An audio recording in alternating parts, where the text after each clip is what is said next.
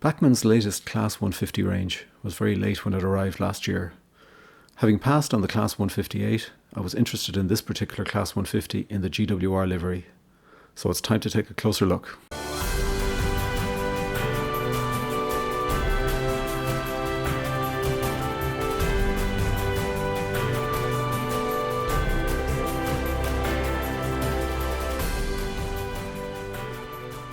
Hi, thanks for joining today's review.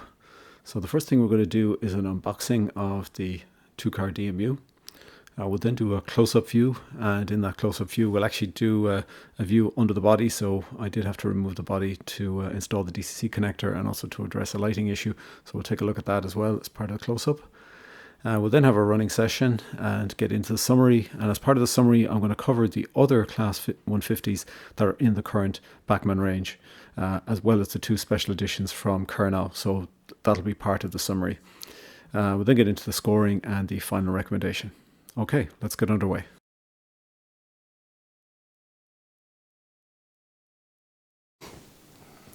Okay, so we're going to do the unboxing for this Class 150 two-car DMU set from Bachmann in the Great Western livery. And just for reference, it's the 32940, which is a two-car DMU in the Great Western Railway's green livery. It comes with passengers fitted and internal lighting, and it's DCC ready out of the box. And we'll put a DCC decoder into this for the running session.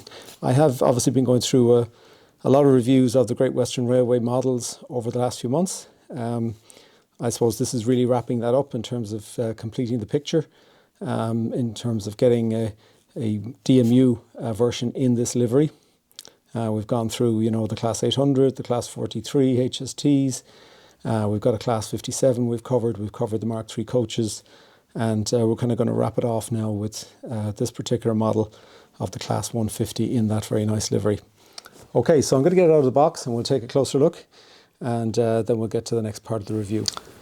Okay, so I've just taken out the two cars from the DMU out of the box, and they come in the kind of standard packaging that you'd get for I suppose a locomotive or even a more expensive coach from Bachmann. We'll pop them out of this now. Take a look. This is the power car. It's easily the heavier of the two cars. And we'll just take a quick look at the documentation that we're getting with this. So it looks like the DCC decoder goes in on the roof. We'll take a look at that later. So I'll be installing that.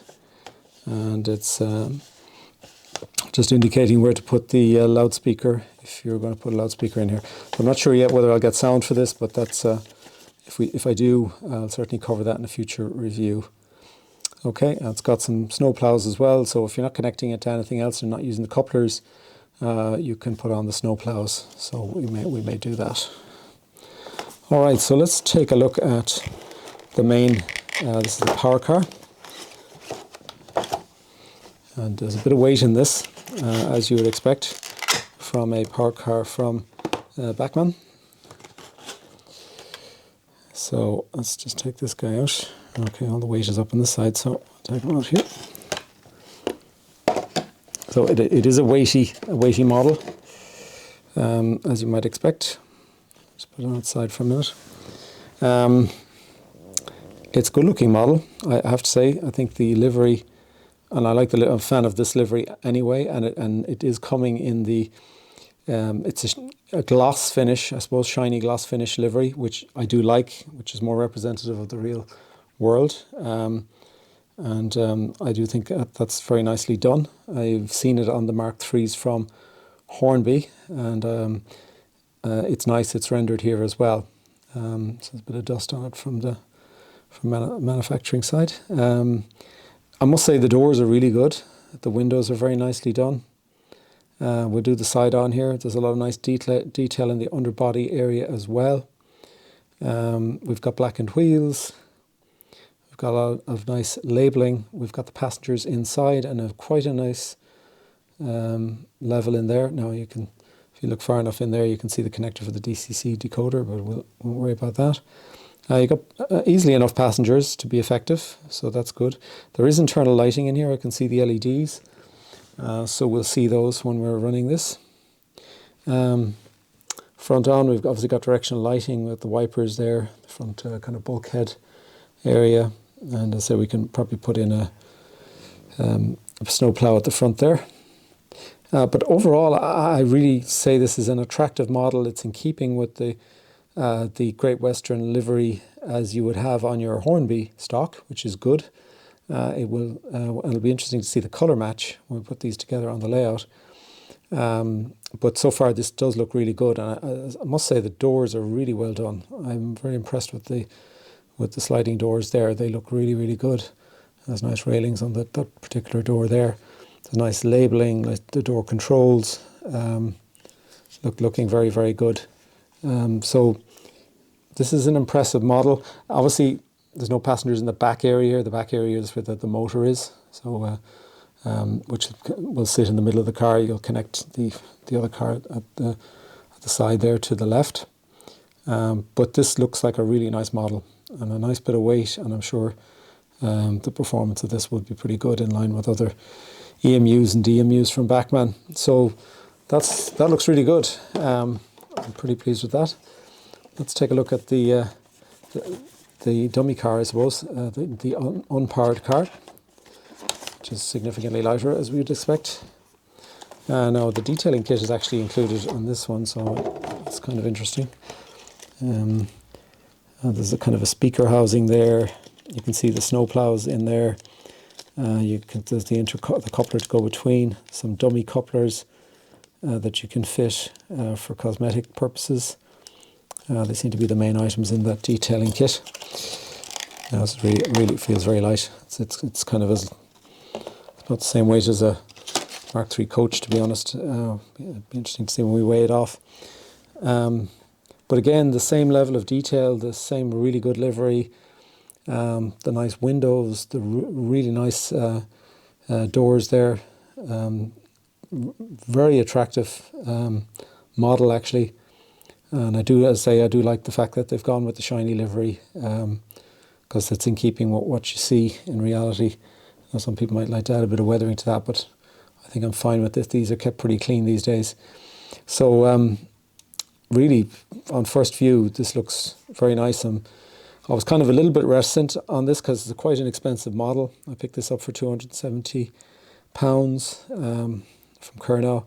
And, I suppose with passengers, you can probably discount it a bit. You'll pay for the set of passengers that's in this. It's probably worth about £25 or so for the passengers. So if you take that off, maybe it seems a bit cheaper. But still, it is a relatively expensive DMU. But I think there's a lot of quality from what I can see here. A very attractive livery. And I think if the performance stacks up, I think this will be a pretty good model, and probably justifying, I guess, the cost. So far so good. Very pleased with it. We'll go to a close-up look now, and we'll get it out onto the layout after that. Okay.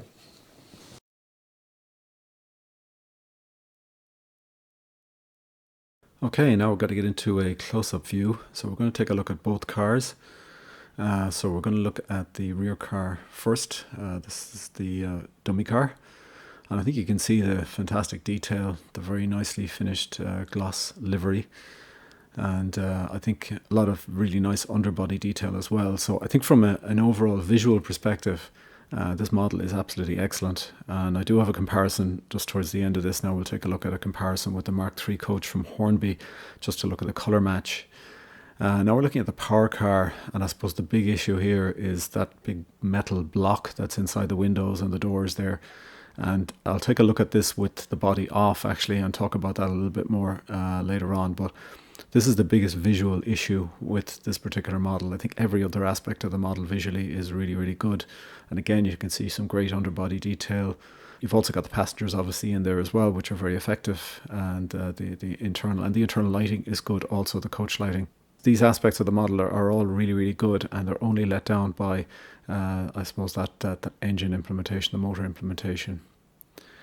So we'll take a look here at a comparison with the Mark III coach from Hornby, and I think this looks really good. the comparison is better, I guess, than with the Class 57 locomotive from Bachmann, which people have asked me questions about that before. Probably had a more of a blue tint. I think this one is a much closer match, and the gloss finish is also closer as well. Doesn't maybe quite show up on this photograph, but it certainly is in reality. And if you look at, say, the roof line, at the edge of the roof line at the top there, across both of them, you'll see that the gloss finish is very similar, and the colour match is very good. So these will look and run together without any sort of issue at all. These are a really good match. I suppose getting from two different vendors to have a good match like this can be challenging these days, but I'd have no qualms about running these two together because they really are a good match. So I suppose well done to Bachmann. They have, I suppose, followed suit with a good rendering of the livery here. The next part is we're going to get into the 360 view, again to give you a broader view of the roof and the front and rear end of the vehicles. And again, really nice livery. And I guess this is carried through to the other models. I have taken a look at the Kernow model. They have a version of this in the FirstGroup Western livery, and that's got the same level of detail and the same quality of finish, albeit in the different livery. So you can see the detail at the ends there as well, at the gangway end and also at the front. Again, they all look really good. I guess the only other minor qualm I would have is that the destination boards, they don't light up either. You'll see Penzance appear on one of these, and Plymouth. They're done quite well and they look good in the window, but they don't light up, unfortunately, and there is no cab lighting on this as well. So that's just another point to note. So now we're going to take a look at the internals, the internal lighting, and we're going to kind of move along the body here. See, we've taken the roof off. This lighting is at a good level of brightness, and so no issues with that at all. And as we get to the end of the car, then you can kind of see the engine block, and I suppose you get this dark area at the end of the car when you're running it at night like that. Okay, so one of the first things I want to highlight here is an issue I had with the lighting, the coach lighting in the main power car. It essentially didn't work initially, and I did have to open up the model to troubleshoot. In the red circled area there, those two support posts, there's actually contacts on either end of that. They're kind of sprung contacts that are fitted in, and they make contacts with the base PCB and with the roof PCB, which has the LEDs to drive the lighting. And I had to remove these, kind of clean the contacts and put them back in, reassemble, and it did work fine after that. So there may have been some contamination or some minor corrosion or whatever on the contacts that was preventing it from making a good contact. So once I did that, this seemed to be fine. I haven't had an issue with the lighting since then. But I guess it's just to note it, if you do come across this problem, this is actually the root of that particular issue, if you have issues with the coach lighting in the power car. Now, take a look at that rear engine block, and it really looks to me like this was taken from a locomotive that would have had a dual bogie drive on it.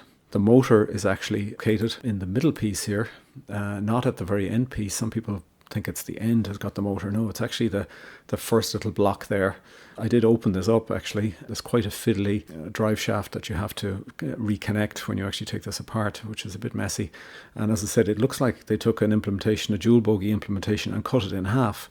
And so they kept the drive shaft on one side, but they obviously didn't have it on the other side. And that's kind of what they've implemented or gone with here. I think they've shortcut here, and it's to the detriment of the model because this is a fine model. This lets it down. From a visibility perspective, this lets it down. We're going to move now into taking a look at the running session. So I do have a full running session of this. I'll put the link in the description. We don't have any sound, obviously. We're running DCC only. The running session probably looks better than it is. Now, the model I have found has, as I've been running the model, it has improved. So it actually has become a smoother runner. I did run it for the normal kind of running in period. Some models do need a little bit more time to get to their kind of optimum level of performance, and this is one of those models. So it certainly has improved over time. It is running backwards in this particular implementation because I did notice a kind of a bungee effect with the connection between the two coaches. There is a spring return in connector between the two, and sometimes if you get any sort of jerkiness at all in the driving car, you can get this kind of bungee effect where the spring, it rocks back and forth in the spring. It's kind of like a bungee rope going back and forth, and it doesn't look very good. It looks totally unrealistic. You don't get that obviously where you've got a solid shaft connecting the two cars, but with the spring in there, that does introduce that effect. I think that may wear out of this in time. So if you were to run this model in time, that may be less of an issue. And as I say, I'm running it backwards anyway, and it's not a problem when you run it backwards because you're actually pushing the coach rather than pulling the dummy car.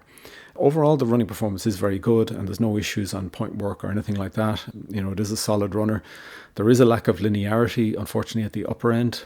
So when you do go around 50% speed level, it's as if you go up a gear in the model and it goes up to the maximum speed.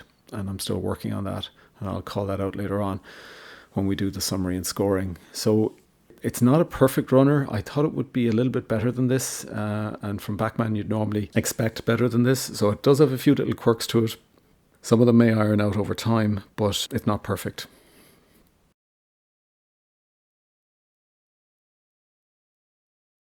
Okay, so let's take a look at the Bachmann Class 150 range, the current range. It's kind of broken out between models that have DCC sound or ones that are just DCC ready, and models which have passengers or don't have passengers, as the case may be. So you can see there the northern version that comes without passengers and without sound. You've got the BR Provincial, which does have the passengers fitted and comes either DCC ready or with sound. We've been looking at 32940, of course, which does come with passengers but doesn't have a sound option at this point. And then you've got the BR Provincial, the Sprinter, which again doesn't have passengers but comes in either DCC ready or with DCC sound. You've then got the British Rail Greater Manchester passenger versions, and they come with and without sound, and again they don't have passengers fitted to them. And then the last two in the list here are actually special editions for Kernow, exclusive models for them. And I think the notable one here is the non-sound version, the DCC ready version, coming in at $189.95, which I think is quite an attractive price for that model. And I would certainly think that's a model that people should take a serious look at if you are interested in picking up one of these newer 150s from Bachmann. Okay, so now let's take a little bit more detail of the Bachmann 32940, and most of these specifications are common across the current range, so I'll kind of call out where there's deltas. This one comes in the GWR Green livery, of course, with a number of 150216. All of the models have a 5-pole motor with a flywheel, with all-wheel pickup and a single bogie drive. They do run on minimum radius 2 curves, and they are all either 21-pin DCC ready or 21-pin DCC with sound fitted. This particular one comes in the ready state. The extra features, and again these are common, is the directional and coach lighting under both DCC and DC. Now, just to note here that there is only a single control for the lighting. So when you turn on the directional lights, the coach lights come on as well. A number of the models, as per the previous slide, have got factory-fitted passengers. However, there's no factory-fitted driver, which is kind of interesting. And the other point is that there's no actual lighting in the cab area. The lighting is coach, it's in the passenger area, coach lighting. There isn't actually a lighting in the cab area. So kind of interesting and a bit of a gap, I would say. The unboxed weight, and I would say that this is probably pretty close across all the models, would be 426 grams for the power car, which is pretty heavy, and 133 grams for the dummy car, which is pretty light. And it is actually lighter than a lot of coaches would be. The top scale speed that I achieved, now I had a CV5 set to 210, which is probably a little bit high, and I got a scale speed of 85 miles per hour, drawing 170 milliamps. So you can obviously tune that down a little bit to the prototypical scale speed, which would be 75 miles an hour. So I guess the message here is that there's plenty of headroom from a speed perspective in this, so you can achieve your prototypical speed. The retail selling price, currently these sit in the range of $270 to $319. Now the only difference, they're the Bachmann models. The only difference then is the Kernow models actually come in a bit cheaper, and you've got that 189 pound model, and they've got a 309 version with sound fitted. So they're quite a bit cheaper than their Bachmann equivalents. So I definitely think they are worth consideration. put a link in the description for those and a link to the Bachmann ones as well. But I think there's quite a price difference there, and because Bachmann did increase their prices on these models when they launched them from the original forecasted price, and so that has pushed them up to quite a high level, whereas the Kernow models are essentially at the old price. So let's take a look at the scoring. So the running performance on this, it's 8.5 out of 10. It has a couple of little things that I suppose to note.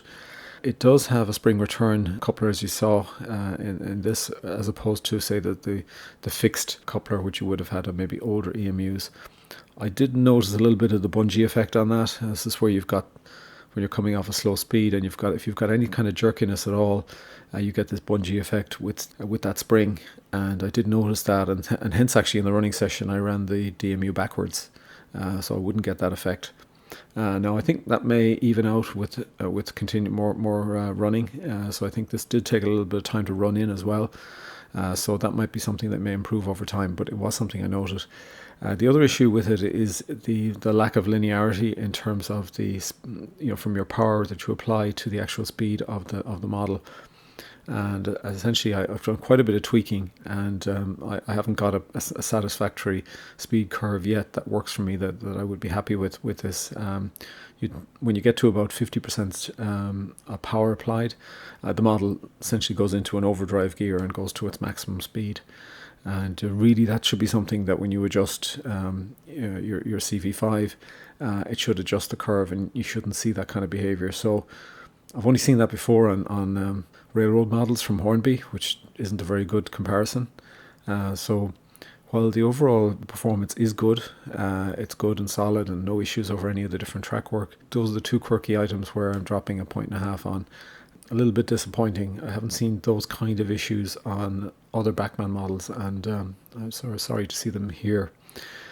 Appearance and detail, 8.5, and the main issue here is actually the motor sitting in the middle of the body and taking up all that space, so that you don't have, obviously, if no passengers or lighting in that area. And I think this is a poor implementation. It does take from the model a little bit, and this should have been done better. Don't know why they ended up with the implementation they have, but it's not good, and it does, I say, take from the model. And this is an expensive model, so hence I'm not giving the sort of score. This could have been a 9.5, 10 out of 10 type score on this particular model, but that does take from it quite a bit. Sound is not applicable. Extras and variants overall is pretty good. Obviously we have the variants that we covered, and you do have the things like the coach lighting and the passengers fitted. However, you don't have a driver and you don't have cab lighting, which are kind of gaps, unfortunately. So it's kind of nearly there, but there are missing a few things on that front. But overall, not a bad score for this. It would have been good to maybe have a sound option as well for this particular livery, but again, we don't have that. They only did it for certain liveries. Build quality and packaging in general is pretty good. I know some people have had some minor issues with models out of the box. I didn't have any, apart from one problem I had with the lighting, which I talked about earlier on. And I suppose there's been a couple of little niggly issues like that people have had.